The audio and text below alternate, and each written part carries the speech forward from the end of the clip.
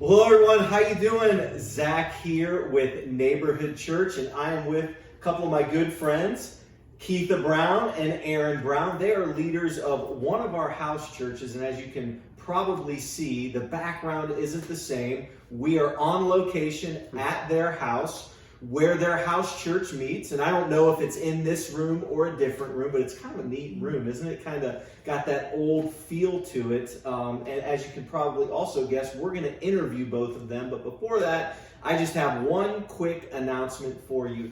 If you at all are interested in getting connected to Neighborhood Church or with one of our house churches, or potentially even starting one, you need to fill out our online connect card, which is available on our website, ourneighborhood.org.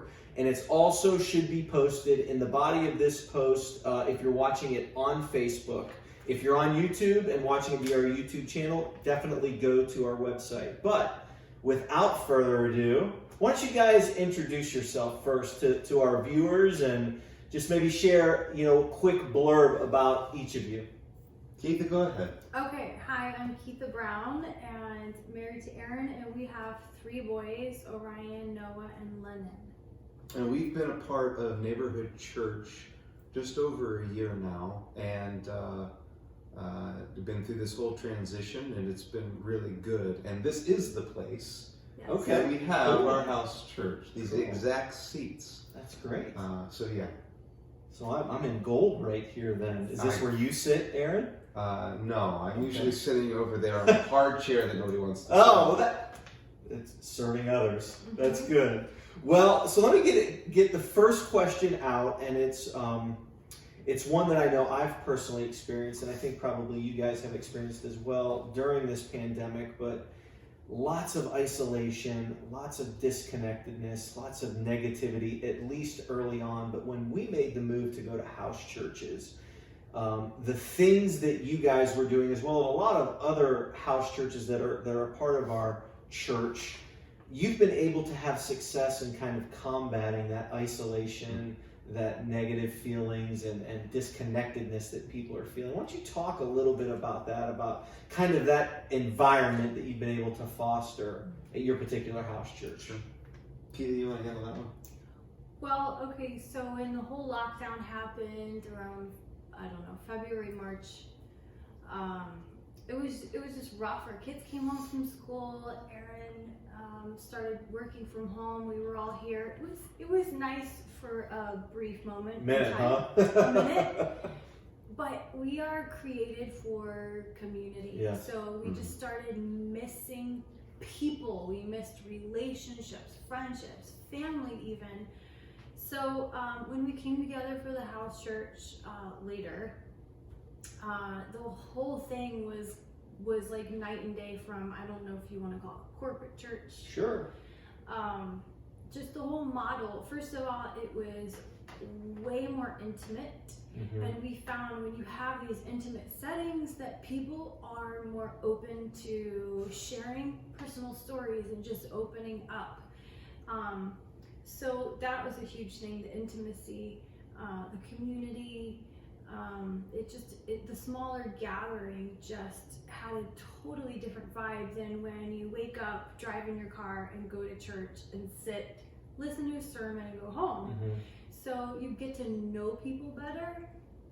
Also, there's more question and answers. So, if you go on a typical Sunday, you go to church and you hear a pastor speak, I can't tell you how many times I felt really stupid, or something that he said that just went way over my head, or I wanted to have him slow down and let's talk about this. Mm-hmm. So in a house church setting, if somebody is speaking, you can kind of be like, hey, can you elaborate on that more? Or can you explain yourself more? And sometimes we could turn that into, that could be the rest of our time. Sure. Just spent on that one thing.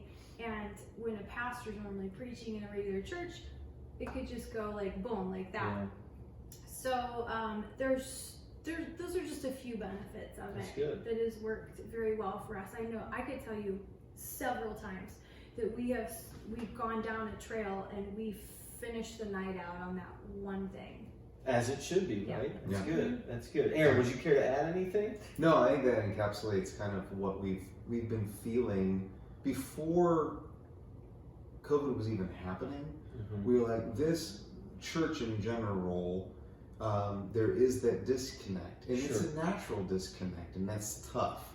It's tough to combat, and having small groups and in that group setting allows the opportunity to pause. And that's the beauty of it, is to pause, to ask questions, to elaborate on things.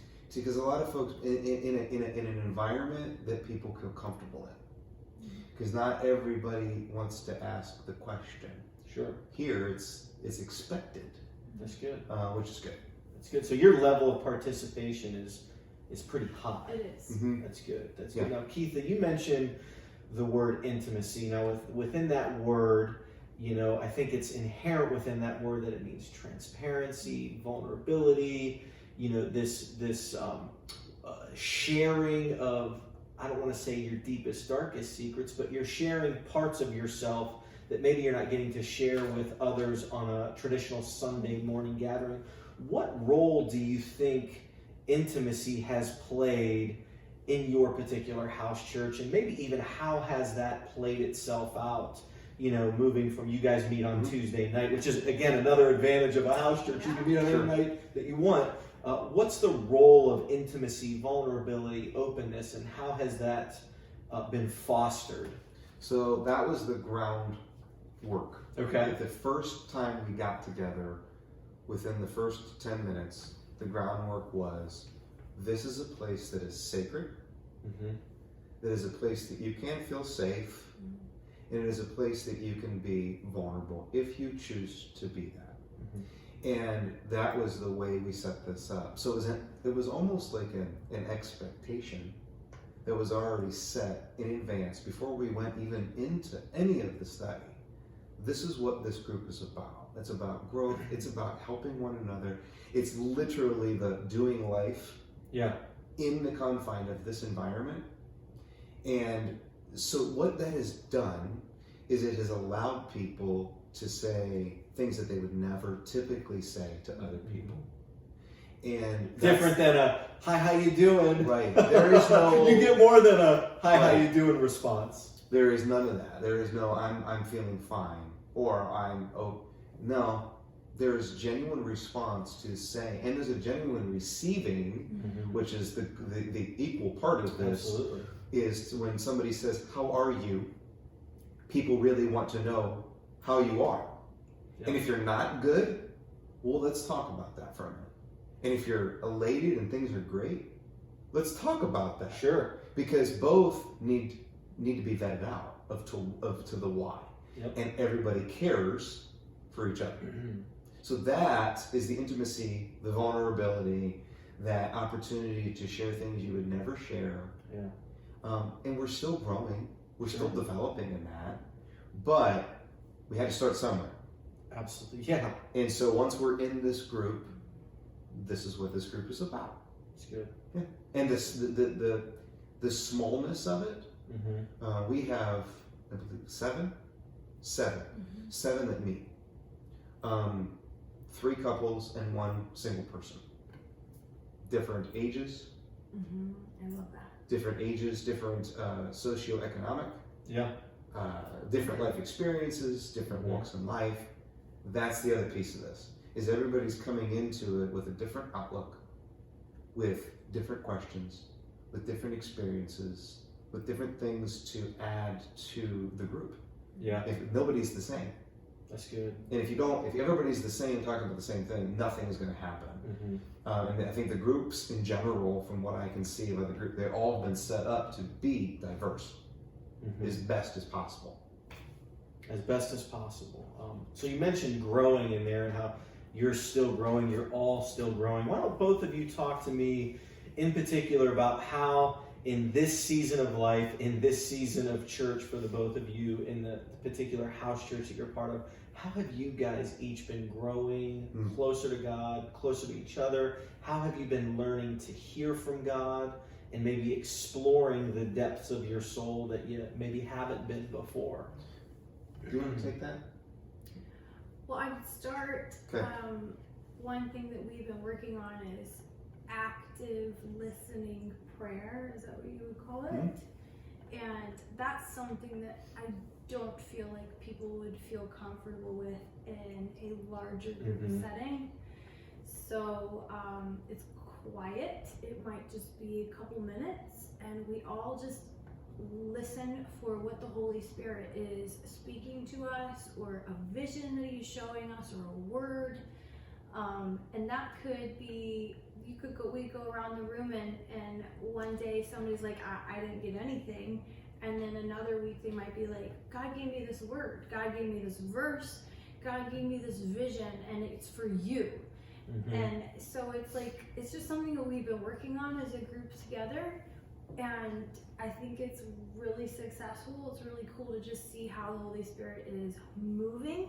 You can feel Him. Did you want to add No, to that was a piece of that.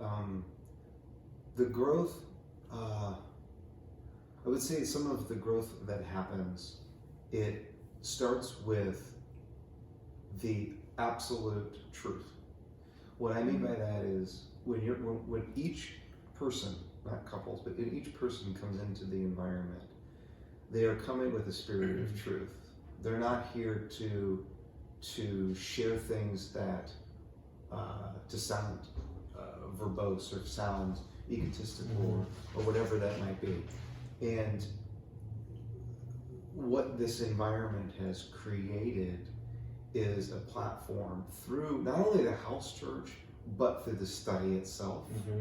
We're going to talk about, I know that's one of the things want to talk about is a good segue, because what this has done is it started with week 1, and it's pretty simplistic in nature. And each week, you don't realize it, which I caught at the very end of it.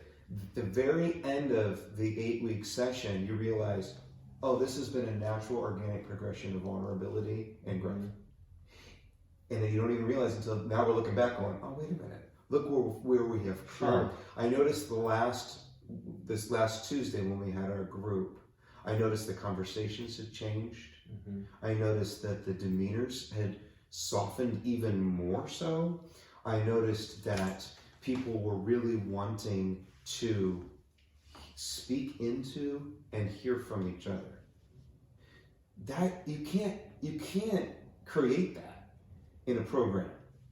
The only way that transformation and that growth happens is the setting. It really is. And interacting. Being vulnerable with each other. That's good. So you mentioned the study. Yeah. Share with it how maybe it's different than things that you've done, maybe programs, discipleship related activities before in the past at various churches or parachurch organizations, things like that. Maybe even if you feel comfortable sharing a specific example or two of how it's been impactful. As everybody, if you've been watching or following along with us, you've known we've been in the emotionally healthy spirituality curriculum as the church over the last 3 months, and that's what we're talking about now, and really this deeper level of discipleship that would occur for all of us. So, do you need to repeat the question? I think I have a good idea. Okay, so my personality is I can't handle putting a Band-Aid on things. So I feel like if you don't deal with the root issue or problem, it will always be there. You could Band-Aid over it a million times and it's still going to be there. So I feel like this book, I kind of liken him to a little bit of a C.S. Lewis. Different styles, but just in the sense, like, you kind of have to just get used to the author's style of writing. Sure. So when I first started reading it, I'm like, I'm just being honest. It's okay. I feel like I've done something like this before, but every week, I've told this to our group, I said, I love this chapter. I love this better than the last week. And every week I started loving it more and more. And this is like one of those books that I feel like I have to constantly go back and reread. I want it to be on the forefront of my mind, because I feel like damaged emotions and spirituality and just things of the past and how we were raised and all that stuff, it needs to be dealt with. I was definitely one of those people that just shoved my problems. Oh, just like most. I don't want to deal with that stuff. Sure. Just put it on the back burner and let's just take care of the now. And it's not healthy and it's not going away. So, and I'm like, why would you need to go back to that? It's painful. Well, it's important. It's necessary. So I feel like this kind of helps us go back so that we could go forward. You can study, and I've gone to Bible studies before where we studied the whole book of Daniel or whatever, and it was like, hey, this is a nice study, but until you deal with root issues and root problems, all of that is kind of like a Band-Aid. So I feel like even though you don't want to go there with your feelings, I feel like it's necessary. It was very necessary. It was helpful. It was healthy. So in the spirit of authenticity, and Ray, come on in. Bring him in. So this is anything that you may have been hearing in the background is our son Lennon, who I told not to be in this video because we were filming. So, How triggered are you right now? Well, I'm good. I'm a little triggered good. myself. You know, But I'm allowed to say that because we're good friends. and y'all better be laughing right now. So you know what? I'm gonna say this. Hey, Lennon. I know Keitha was a bit. Lennon, I love He's you, leaving. but you need to go. She's gonna be here later. We love you. Goodbye.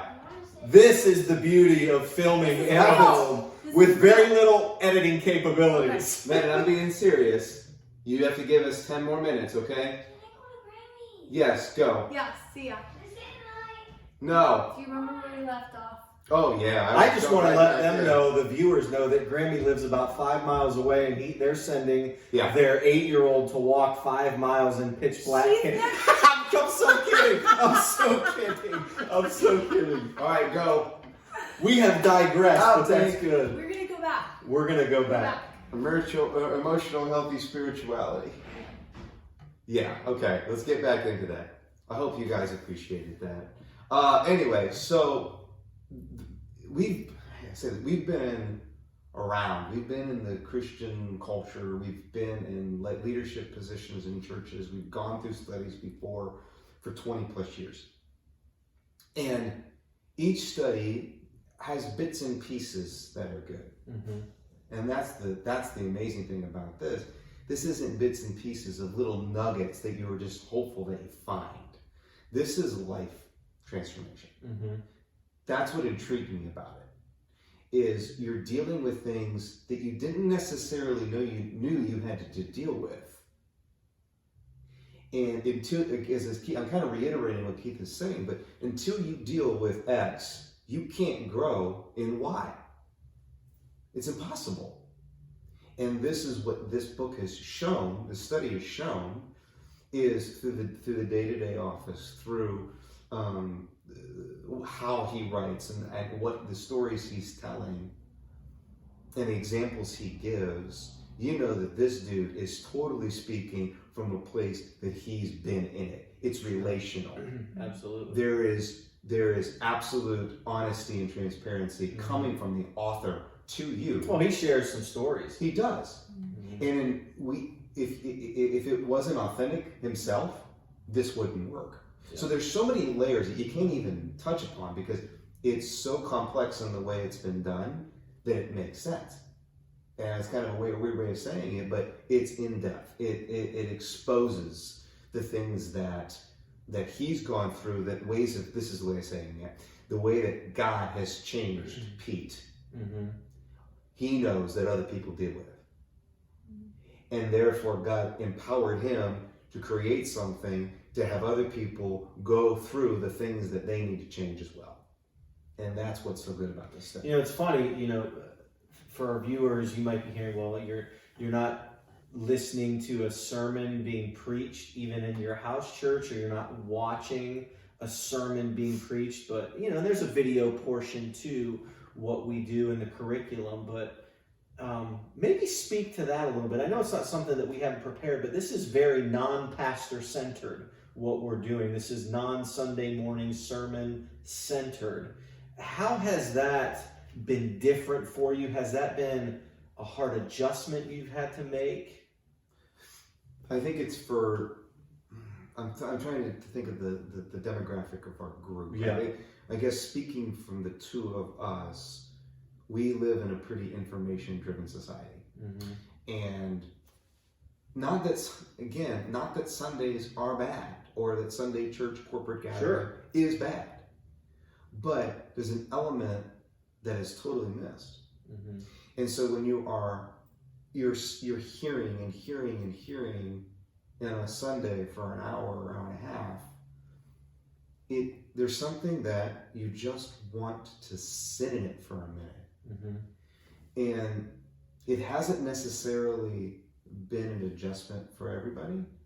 I think those of the new believers, people that have been around for a while, they need this. They need corporate church for certain things. Mm-hmm. But the way that the church was started in Acts was this. Yeah. It's highly relational. It's Acts 2:42 From 47. from 47. They devoted themselves they did life. Mm-hmm. They broke bread.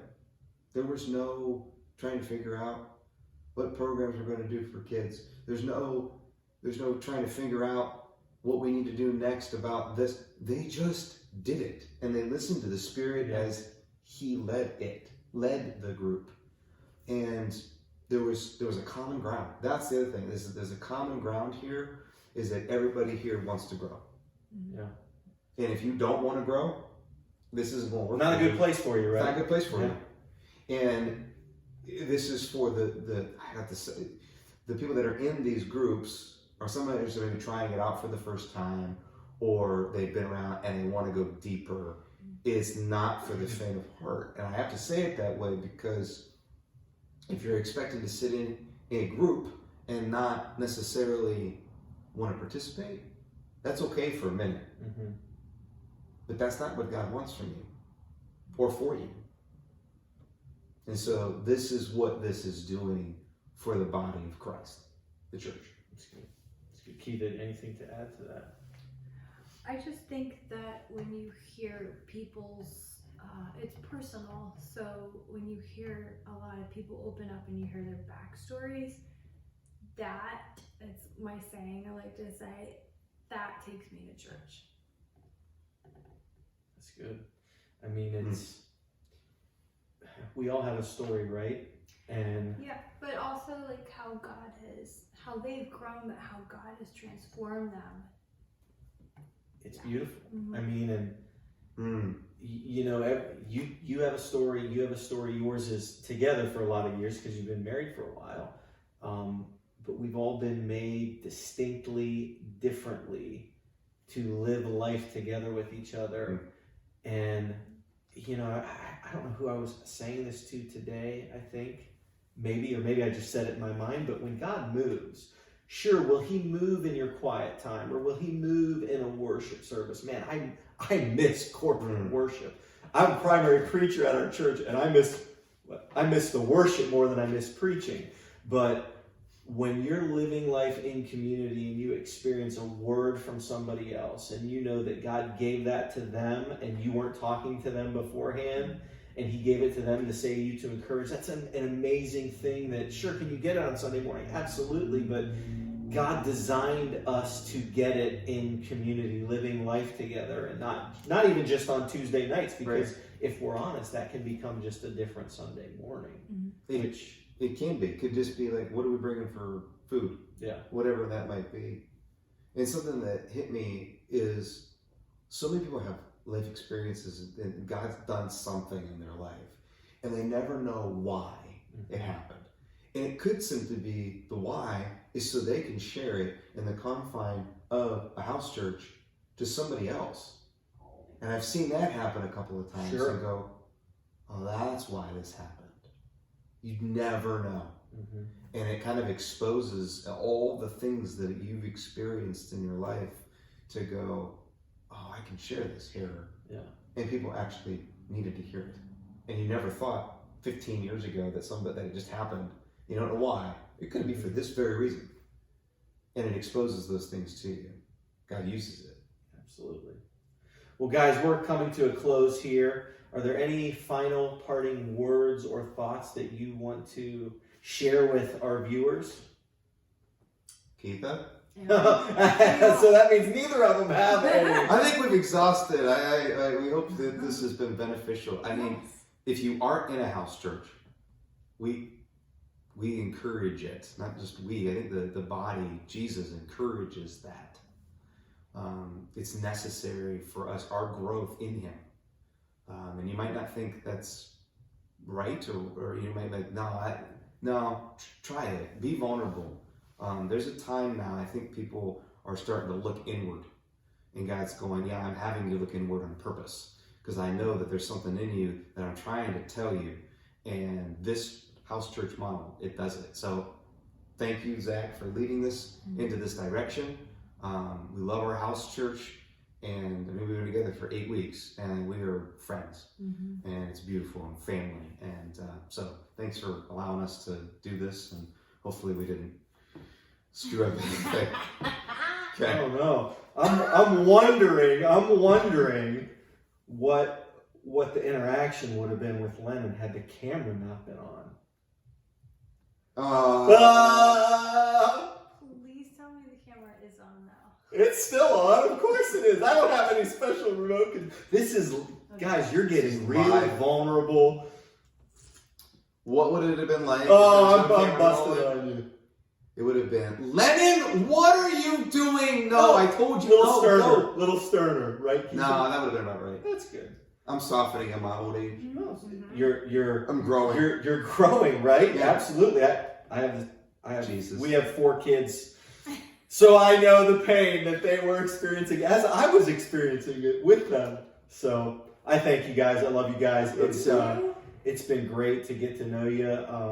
And really even meet you a couple years ago on the soccer field, the first time. Yeah. And so it's been a joy to have you guys in our life. And for you all out there, we'll leave you as we typically do. And we want you all to go in the grace and peace and mercy of Jesus Christ and have blessings for your week. Amen. Thanks all.